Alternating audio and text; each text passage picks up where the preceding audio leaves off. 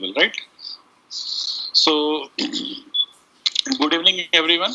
So, today's topic, hepatocellular carcinoma, we all of us know, is less oftenly discussed because nowadays a whole lot of era is evolving around PDL1, PD1 inhibitor.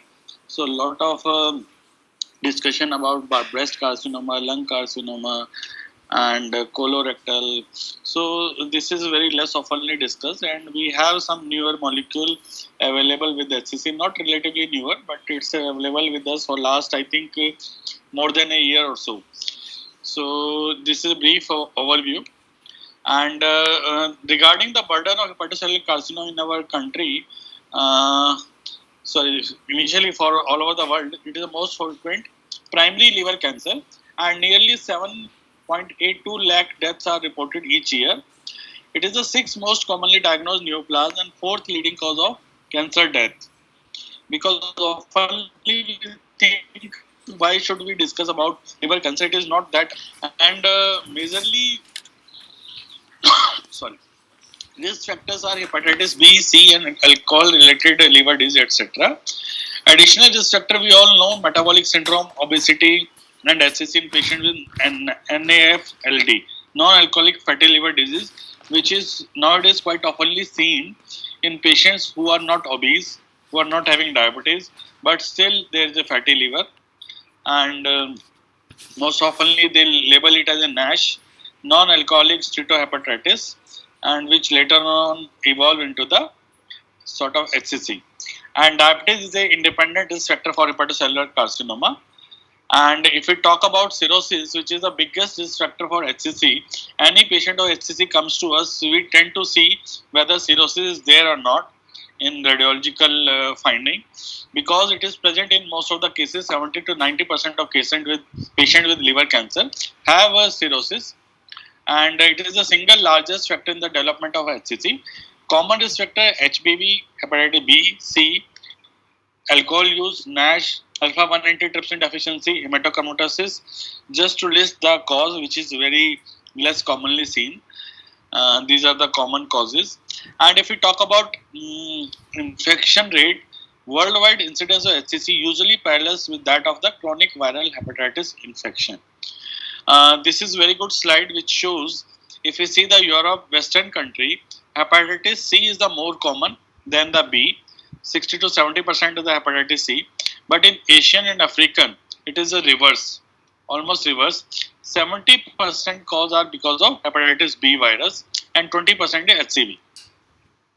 And less commonly are alcohol and others. So most common cause is hepatitis B virus infection, chronic hepatitis B virus in our part of the country. So it is very common in India, hepatitis B virus related disease. It has associated with the poor prognosis because due to the high chromosomal instability caused by this particular virus. Although HBV can cause HCC in the absence of cirrhosis, around 10 to 20% cases times we don't have the cirrhosis in those patients who are having HCC because of hepatitis B virus. And typically they have better outcomes upon surgical resection as compared to the patients who have cirrhosis. Why? This is uh, because some HBV related HCC cases bypass the cirrhotic stage, so they are supposed to be the better outcome after surgical resection. This is a very good flow chart which shows when a patient comes to us, maybe on screening, routine screening, ultrasound abdomen showing the mass or nodule in the liver. If it is less than 1 centimeter, repeat ultrasound is suggested at 4 months. And if it is growing, then we have to follow up with that. 1 to 2 centimeter, then standard imaging. Usually we are doing 3-phase, triple phase, which we say triple phase scans.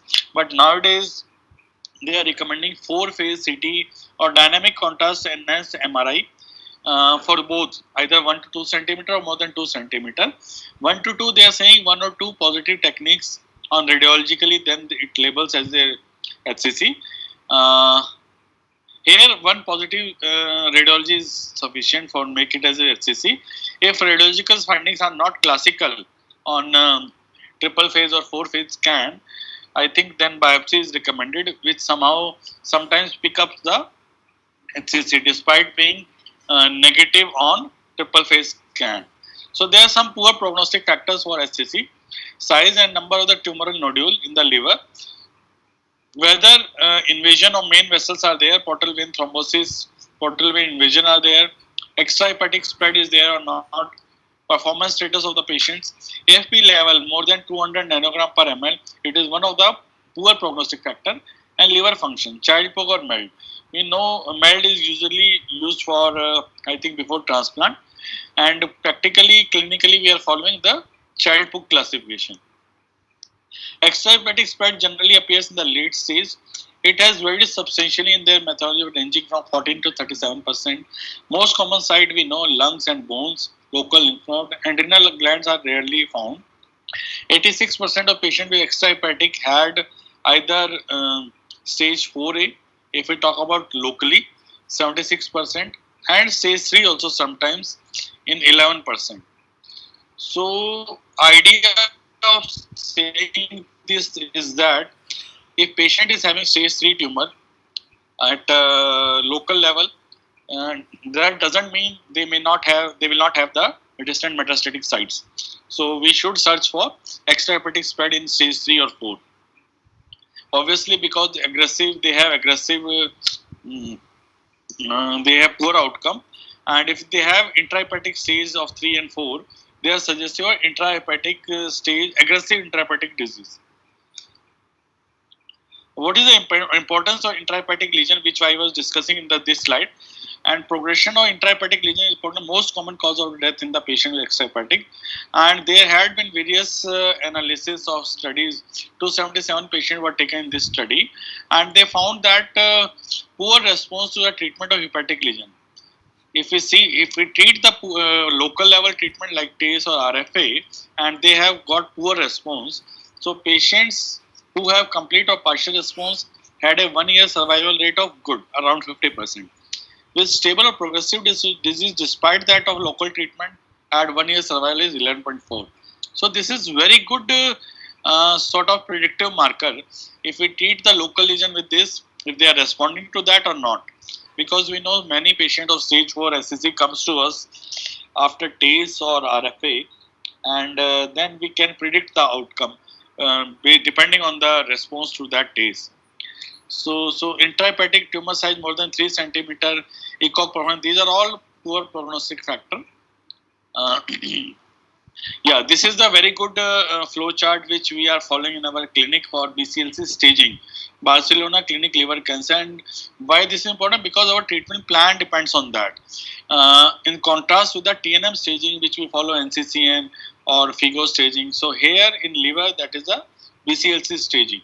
So very early stage A, intermediate stage B, advanced stage C, terminal stage D. So very early stage, single tumor less than or equal to 2 centimeter, preserved liver function, ECOG performance status is 0. So this is the potential candidate for liver transplant. So if it is not a candidate for transplant, then ablation may be done, RFA and sort of that. Early stage, single or up to 3 nodule. We should remember this. Either less than 3 centimeter size, 3 nodules, preserved liver function, good performance status, solitary. Then we have to see portal pressure, bilirubin is how much, portal biliary pressure. So if these are all normals, then we can go for dissection also. Like that part of the liver can be dissected. If portal pressure is high, bilirubin is high, and there are some other associated disease, 3 nodule, then if there is associated disease, then definitely we cannot go for ablation. If no, then transplant. So this flow chart is very important to decide which patient we can opt for transplant and can refer to our liver transplant unit. Because this has got very good survival, we are seeing more than 5-year survival if we are picking up the case in very early or early stage A, up to 3 nodule, less than 3 or equal to 3 centimeter. Intermediate stage, multinodular, more than 3 nodule, will label it as multinodular. Although trials are going on for up to 5 nodules, TACE or something like that, but as of now, it is recommended up to 3 nodule. More than 3 multinodular, more than 3 multinodular, so TACE can be done over here. RFA is recommended up to 3. So this was RFA ablation surgery at transplant. So these were three techniques for early stage. Intermediate stage is TACE, transarterial chemoembolization. More than 3 nodule, but I believe it is up to 5 nodule, 5 or 6 nodule. They can go for TACE or TARE, transarterial radioembolization. Advanced stage is C, where there is a portal invasion of the tumor or extrahepatic spread is there, but liver function are preserved. So we can opt for systemic therapy. Liver function means Child-Pugh A. Systemic therapy means either sorafenib or lenvatinib, which is approved as of late. So all these treatment, we see the stage-wise outcome is stage B more than 2.5 year, 2 to 5 year, and stage C more than a year. So if you put on some oral multi-targeted tyrosine kinase inhibitor, so roughly lifespan is more than a year. If liver function are disturbed, Child-Pugh C or B, I think bed supportive care, nothing to be given in those patients. So this is very good flow chart we should keep in mind whenever any HCC patient comes to us. So based on the same framework, Indian National Association and INASL, they make a consensus, and I think more or less this is same. There is no change. I think they have taken Child-Pugh A or B also. In the previous slide, they have not mentioned Child-Pugh, but yeah, I think Child-Pugh A and B we can opt for oral therapy. Child-Pugh C we have to leave. PS performance status 3 or 4 we have to leave. After so much advancement, there is still a lot of unmet need in the HCC because it is oftenly diagnosed at a late stage, and as a result, many patients have untreatable and undissectable disease. Aside from surgery, systemic therapeutic options are very limited. They are highly refractory to chemotherapy, so we don't use usually any chemotherapeutic drugs. Underlying liver function dysfunction are there usually. Sorafenib is the only approved systemic drug for advanced or metastatic HCC. However, despite established efficacy in this setting, many patients continues to experience disease progression. So there remains a great need for tolerable, safe, and effective systemic therapy for HCC patients. Yeah. So this is regarding some scientific rationale. So liver carcinoma has got very complex process of molecular pathways. Howsoever, this JAK-STAT pathway, TGF beta R receptor, WNT beta catenin pathway, these are functional for proliferation of HCC. So this we should keep in mind. These three pathways are effective in this proliferation. And if we talk about tyrosine kinase, then tumor cells, VEGF, RET, FGF, PDGFR. So these are 4 factors which are acting on receptors, leading to the survival, differentiation, proliferation, invasion, migration, and metastasis of the tumor cells. Why these are important? Because we will come to that later on. And on endothelial cells, again these are 4 receptors which are particularly important after binding to their receptors. Unsuccessful TKI, lot of TKI has been tried in HCC. They have proved failed in this scenario. And which are successful are regorafenib, somewhat lenvatinib, because they are acting on VEGF, PDGFR, c-KIT, FGFR. This is very good. This is important to keep in mind. FGFR receptor. This is the main site of action apart from PDGFR and VEGFR of lenvatinib. Sorafenib has got effect on VEGFR, PDGFR, c-KIT. And regorafenib is a BRAF inhibitor. Sorafenib also act on RAF. So these are the flowchart which we can put in our questions answer if we get any question on HCC. Successful TKI in HCC, and lot of trial are there, but all failed. Positive outcome is that sorafenib we know in 2007, roughly around there has been a decade when it has been proved to be useful in phase 3 trial. SHARP trial, Asia Pacific, we should keep in mind SHARP and Asia Pacific. After that, lot of trial has done research, but only positive finding out of those trial is there of TACE along with sorafenib. in some subset, but although final outcome is negative, people are trying doing the TACE and sorafenib. We do get the patients who are referred from liver specialty center ILBS uh, hospital. After a lot of experience, then they came out with the newer drug, that is lenvatinib. The beauty of this is that it was compared with the sorafenib, which was the standard at that time, and trial name is Reflect, which was published in Lancet 2018, and it was a non-inferiority trial basically, and it gives us the new option for first line molecular targeted therapy with well tolerability, less side effect profile. And another important development out of these trial was uh, improvement in the PFS in some of the patient which I was discussing with the sorafenib plus TACE, although this is still evolving trend. So regarding lenvatinib, this is the newer molecule, selective multi-target tyrosine kinase inhibitor, which acts on all these four receptors interaction of ligands, all these four: VEGFR, RET, FGF, PDGF. So this is a journey of the lenvatinib. Initially in the phase 2, they have done the research to find out to reach at some dose level, what is the optimum dose. This is the peculiar mechanism of action of lenvatinib.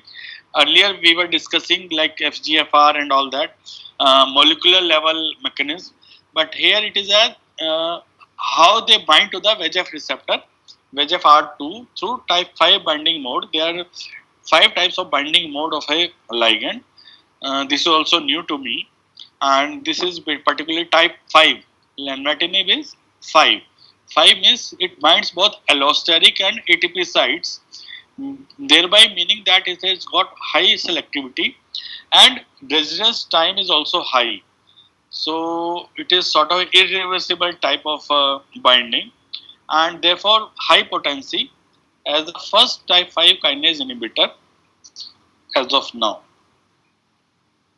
So rapid binding and slow dissociation, more pronounced action on receptors. So dose determination is phase 2, study 202, dose limiting. So based on this trial, they have analyzed 8 milligram, 12 milligram, 12 and 16 milligram of the lenvatinib. And they have reached to the conclusion based on this phase 2 trial that patient less than 60 kilogram weight, dose, I think they have put a dose of, yeah, they have labeled the weight, no, sorry, 8 milligram, 12 milligram. So no dose limit toxicity was observed, and 8 milligram determined to be the maximum tolerated dose for HCC and child book B. Yeah, based on child book, sorry, not on the weight. Child book A, 12 milligrams. So based on child book, they have divided to reach at two conclusion: 8 milligram and 12 milligram. This is the different plot. They have labeled a box plot, and based on body weight, adverse event outcome was derived. If patient has got and withdrawal of the early dose withdrawal or reduction, patient weight is less than 54, so early dose reduction was there, and who have got weight more than 67, no dose reduction was there, lesser dose reduction was there. So this was the outcome based on body weight. Yeah, here they have come to the recommendation sort of thing. Starting dose of 12 milligram for body weight more than 60, less than 60 of 8 milligram. So we should keep in mind based on weight, that is the dose, and in thyroid that is not based on the weight, I think. In thyroid it is 24 milligram. Thyroid is differentiated thyroid cancer, but in liver they have reached 12 milligram is the maximum recommended dose for more than 60 kg. So now they conducted the study 302, which was phase 3 trial, that is Reflect trial, based on which they got the approval, and was published in Lancet 2018, and was compared with the sorafenib was the comparator arm in unresectable HCC. No prior systemic therapy, more than one targeted lesion was there. BCLC B, Child-Pugh A, performance status is good. More than 50% liver was occupied, clear bile duct invasion.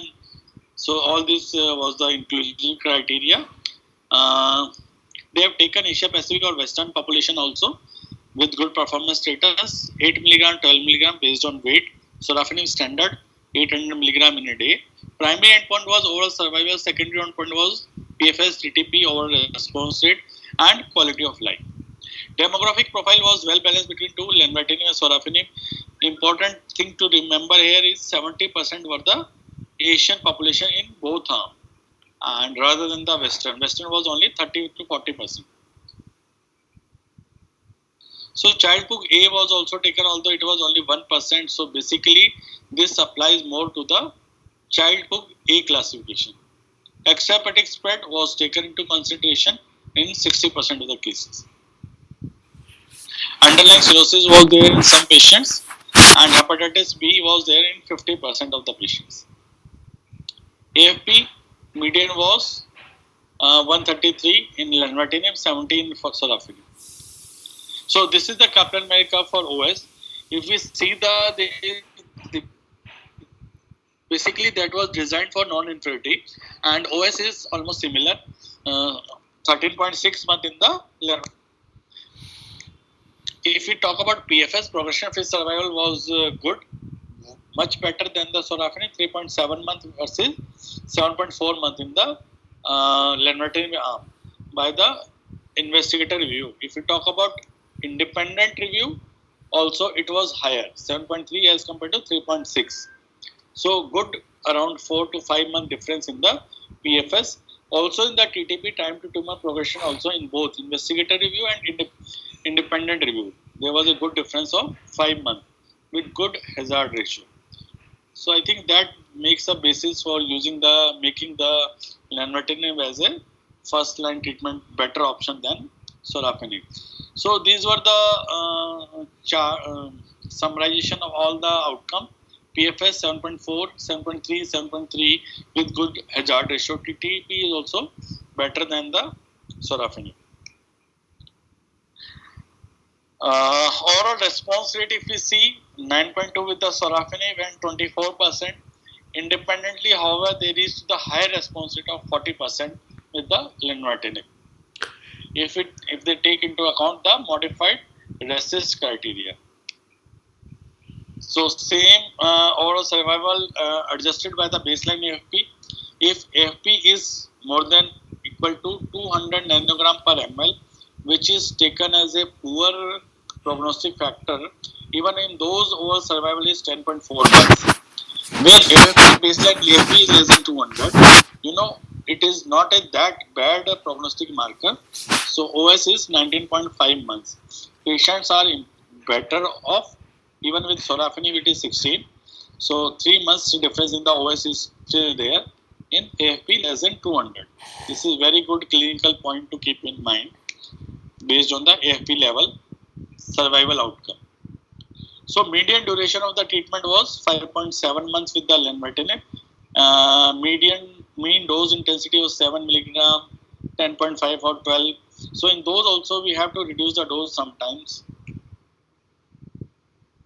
Usual side effect we all know, it is class specific side effect with all the TKIs: diarrhea, hypertension, fatigue, and PPE, palmoplantar erythrodysesthesia.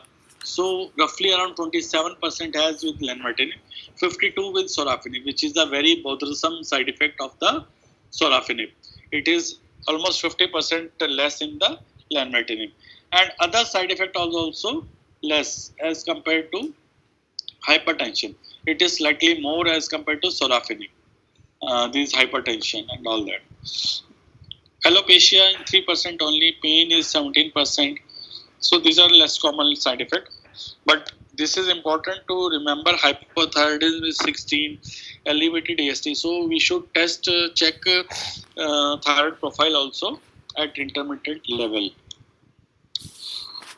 So treatment, so adverse event was adjusted as with the treatment related this thing. So it was also better with the lenvatinib. overall survival 13.1 months, and these are Asia Pacific population. So they have analyzed separately for the Asia Pacific. Among the reflector trial, subgroup analysis was done, in which they have shown that benefit was retained in the Asia Pacific population also, not only Western. So hepatotoxicity is not very high with the lenvatinib; it is less as compared to sorafenib.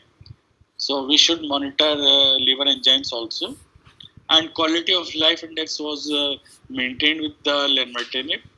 So interference on the reflect. This is the first global phase 3 trial in 10 years to meet its primary endpoint of non-inferiority in terms of overall survival against the sorafenib as first-line treatment for HCC. It showed statistically significant and clinical meaningful improvement in terms of all secondary endpoints: PFS, TTP, objective response rate. So results of this study supports lenvatinib as a first-line treatment option for patients with unresectable HCC. Indication, we have discussed HCC is the number one. Differentiated thyroid cancer, then RCC. Recommended dose is 12 milligram. If less than 60 kg, 8 milligram for, sorry, less than 68 milligram, more than 60 is 12. So apart from this, I think I have searched, I have put, it is recommended sometimes in medullary thyroid carcinoma also. I think it is off-label use, but studies are going on for medullary thyroid carcinoma also. And first dose reduction is there to 4 milligram. Second dose reduction is also there sometimes. So basically, we have to start with the in multiples of 4 milligram, so that we can reduce whenever patient is showing some intolerable sign. Thanks for